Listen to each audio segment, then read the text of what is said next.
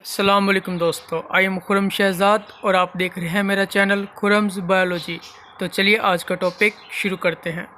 आज हमने बायो की ब्रांचेस के बारे में पढ़ना है, क्योंकि बायो एक बहुत ही ज़्यादा वसी नॉलेज है। तो हमने क्या किया, हमने अपनी आसानी के लिए इस बायो को छोटी छोटी ब्रांचेस में डिवाइड कर लिया। बायोलॉजी की तीन मेन डिवीजन्स हैं, जोलॉजी, बॉटनी एंड माइक्रोबायोलॉजी। और जो बाकी की सारी ब्रांचेज हैं वो इन तीन डिवीजन्स की सब ब्रांचेज हैं। तो पहले हम इन डिवीजन्स को देखते हैं। बायोलॉजी की इस डिवीजन में हम एनिमल्स के बारे में पढ़ते हैं कि एनिमल आपस में किस तरह रहते हैं, या फिर वो किस माहौल में रहना पसंद करते हैं, उनका हैबिटेट क्या है, या फिर वो कौन सी खुराक खाना पसंद करते हैं। यानी कि एनिमल्स के बारे में सब कुछ पढ़ना, उनकी फिजियोलॉजी, उनका बिहेवियर, उनकी हिस्टोलॉजी, उनकी एनाटॉमी। इसीलिए तो ये जो जोलॉजी है ये एक डिवीजन है। सेकंड नंबर पे जो डिवीजन आती है वो है बॉटनी। बायोलॉजी की इस डिवीजन यानी कि बॉटनी में, इसमें हम सिर्फ प्लांट्स के बारे में पढ़ते हैं कि प्लांट्स फोटोसिंथेसिस किस तरह करते हैं, वो ग्रो किस तरह करते हैं, वो अपनी खुराक किस तरह तैयार करते हैं, उनके अंदर डिजीज़ कौन सी होती हैं, उनका क्योर क्या है। यानी कि प्लांट्स के बारे में सब कुछ पढ़ना बॉटनी है। बायोलॉजी की इस डिवीजन माइक्रोबायोलॉजी में हम माइक्रो ऑर्गेनिजम्स को पढ़ते हैं, यानी कि ऐसे ऑर्गेनिजम्स जिनको हम माइक्रोस्कोप में देख सकते हैं। हम इनका स्ट्रक्चर देखते हैं, वो कौन सी बीमारियां फैला सकते हैं, उन बीमारियों को देखते हैं, या फिर उन बीमारियों का किस तरह इलाज किया जा सकता है। इस इलाज को देखना माइक्रोबायोलॉजी कहलाता है। अब जो ब्रांच हमने पढ़नी है वो है टैक्सोनॉमी। बायोलॉजी की इस ब्रांच टैक्सोनॉमी, इसमें हम तीन डिफरेंट चीज़ें पढ़ते हैं। सबसे पहला कि हम एनिमल की शनाख्त किस तरह करते हैं। मिसाल के तौर पे ये एक मैमल है तो हम इसे मैमल कहते हैं, ये रेप्टाइल है, इसको रेप्टाइल ही क्यों कहते हैं, यानी कि इनकी शनाख्त करना। मिसाल के तौर पे ये एक कबूतर है, ये एक परिंदा है जो कि हवा में उड़ सकता है। इसके अलावा हवा में तो ये चमगादड़ भी उड़ सकते हैं, लेकिन हम चमगादड़ों को परिंदा नहीं कहते। तो हमने किस बेस पे इनकी शनाख्त किया ये हम पढ़ते हैं।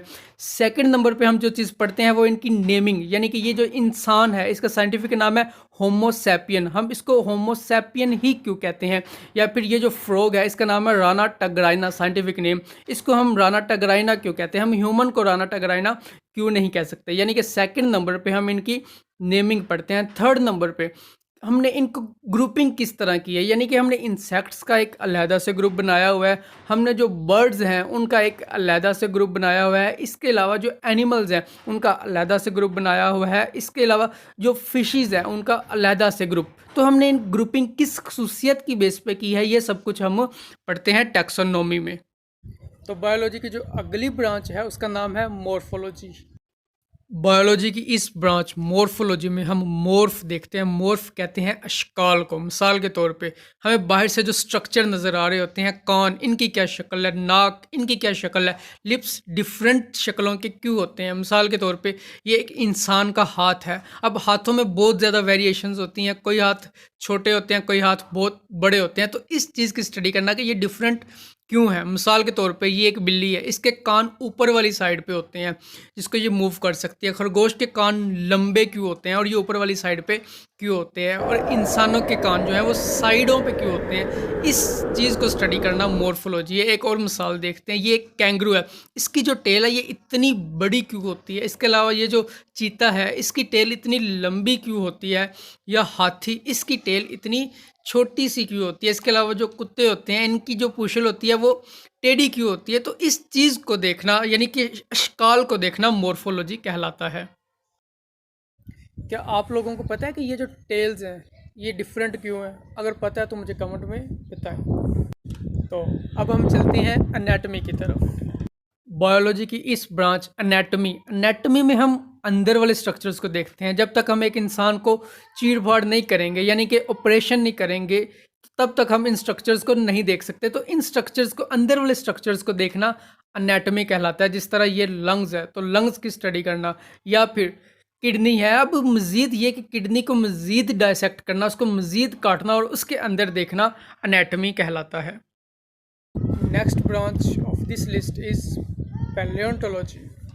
बायोलॉजी की इस ब्रांच पैलियोंटोलॉजी, इसमें हम फॉसल्स को स्टडी करते हैं या उन बाकियात को स्टडी करते हैं जो जानदारों की अभी मौजूद है। मिसाल के तौर पे पिछले ज़मानों में, आज से लाखों साल पहले जो जानदार मर गए थे और ज़मीन में दफन हो गए, तो उनकी बाकियात को निकालना और फिर उनकी बाकियात को देख के स्टडी करना और फिर उनको देख के ये अंदाज़ा लगाना कि किस तरह के जानदार पिछले ज़माने में मौजूद थे। एक तो इन वाक़यात को देखना, इसके अलावा इनके इम्प्रेशंस को देखना। मिसाल के तौर पे पिछले ज़माने में बहुत से आतिशफ़शा पहाड़ हुआ करते थे, उनमें से लावा निकला करता था। अब किसी भी पहाड़ में से जब एक लावा निकला तो उसके अंदर एक डायनासोर आके फंस गया। अब लावा आहिस्ता-आहिस्ता ठंडा हो गया और जो डायनासोर है वो ख़त्म हो गया। तो वो जो लावा है वो एक पत्थर बन गया। अब उस इम्प्रेशन को देख के ये अंदाज़ा लगाना कि किस तरह के जानदार वहाँ पे मौजूद थे, ये हम पैलियोंटोलॉजी में पढ़ते हैं। हमारी इस लिस्ट में जो नेक्स्ट ब्रांच है वो है फिजियोलॉजी। बायोलॉजी की इस ब्रांच फिजियोलॉजी, इसमें हम जिस्म के मुख्तलिफ हिस्सों के मुख्तलिफ काम देखते हैं। मिसाल के तौर पे आँख जो है, इसका स्ट्रक्चर तो एनाटमी में देखते हैं, लेकिन ये काम किस तरह करती है, कहाँ से लाइट आती है, कहाँ पड़ती है, कहाँ इमेज बनता है, इस चीज़ को फिजियोलॉजी में देखा जाता है। या जब हमसे कोई बात कर रहा होता है तो हम किस तरह उसकी बात को समझते हैं, यानी कि लिसनिंग का प्रोसेस होता है। फिर हमने उसको जवाब देना होता है तो एक्यूरेट जवाब किस तरह दिया जाता है, ये सब कुछ हम फिजियोलॉजी में पढ़ते हैं। इसके अलावा मुख्तलिफ फीलिंग्स को देखते हैं। जब एक इंसान खुश होता है तो खुश के दौरान उसकी बॉडी में क्या तब्दीलियाँ आती हैं, या फिर जब एक इंसान दुखी होता है, सैड होता है, तो फिर क्या तब्दीलियाँ आती हैं, किस तरह फील होता है। या जब हमें भूख लगती है तो हम खाना खाते हैं। अब हमें कैसे पता चलता है कि हमने खाना खाना है अब, या जब खा लेते हैं तो किस तरह पता चलता है कि हमारा पेट फिल हो गया। ये पैगाम कहाँ से कहाँ तक कौन पहुँचाता है। या फिर जब हमें रोमांटिक फील हो रहा होता है तो, या कुछ कुछ हो रहा होता है तो फिर हम क्या करते हैं, हमें क्या कुछ करना चाहिए, ये सब कुछ हम फिजियोलॉजी में पढ़ते हैं। आप लोगों को कौन सी फीलिंग ज़्यादा पसंद है, सैडनेस की, हैप्पीनेस की, या फिर कोई और। Next, virology.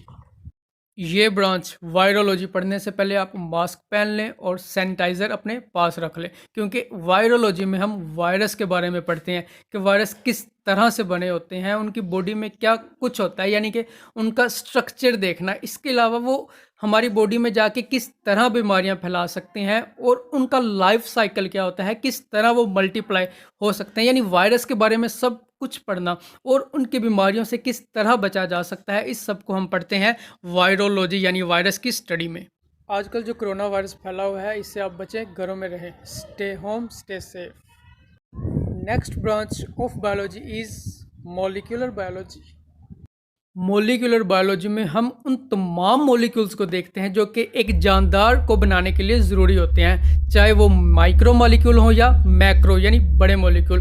अब इनकी मॉलिक्यूलर लेवल पे जाके स्टडी करना। मिसाल के तौर पे ये जो प्रोटीन है ये किस तरह मिलके बनी होती है अमाइनो एसिड से, या ये जो लिपिड्स होते हैं इनके सब यूनिट्स क्या होते हैं, या ये जो कार्बोहाइड्रेट्स होते हैं ये किस तरह मिलके, किस तरह इनके अरेंजमेंट से एक पूरे का पूरा जानदार बनता है। मिसाल के तौर पे ये एक डीएनए है, डीएनए एक मॉलिक्यूल है, तो इस डीएनए की रेप्लिकेशन स्टडी करना, इसकी ट्रांसक्रिप्शन स्टडी करना, इसकी ट्रांसलेशन, यानी मॉलिक्यूलर लेवल पे तमाम के तमाम चीज़ों को स्टडी करना क्या कहलाता है, molecular biology. Next branch is genetics. Biology की इस ब्रांच जेनेटिक्स में हम वो तमाम खसूसियात पढ़ते हैं जो कि पेरेंट्स से बच्चों में मुंतकिल हो सकती हैं।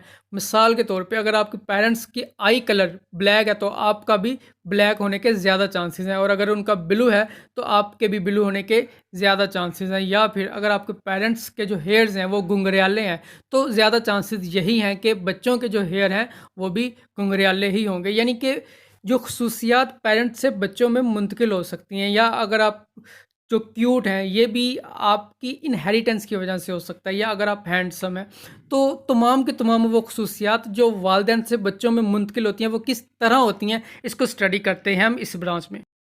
बायोलॉजी की इस ब्रांच इकोलॉजी, इसमें हम इन्वायरमेंट को स्टडी करते हैं कि इन्वायरमेंट का जानदारों की ज़िंदगी पे क्या असर होता है, या हम हैबिटेट को स्टडी करते हैं कि कौन सा जानदार किस हैबिटेट में रहता है और वो जो हैबिटेट है वो इसके लिए कितना फ़ायदेमंद है या कितना नुकसानदेह है, या इन्वायरमेंट का क्या असर होता है। मिसाल के तौर पे ये जो डॉग है ये बर्फ़ की वजह से बहुत ज़्यादा परेशान लग रहा है, लेकिन जैसे ही स्प्रिंग का मौसम आता है तो ये खुश हो जाता है। यानी कि तमाम के तमाम जानदारों का इन्वायरमेंट की वजह से उनमें क्या असर होता है। ये थी सारी की सारी ब्रांचेज ऑफ बायोलॉजी। तो अगर आपको मेरी ये वीडियो पसंद आई है तो इस चैनल को सब्सक्राइब कर लें, वीडियो को लाइक कर लें और अगर आप चाहते हैं तो दोस्तों के साथ शेयर भी कर सकते हैं। शुक्रिया। अल्लाह हाफिज़।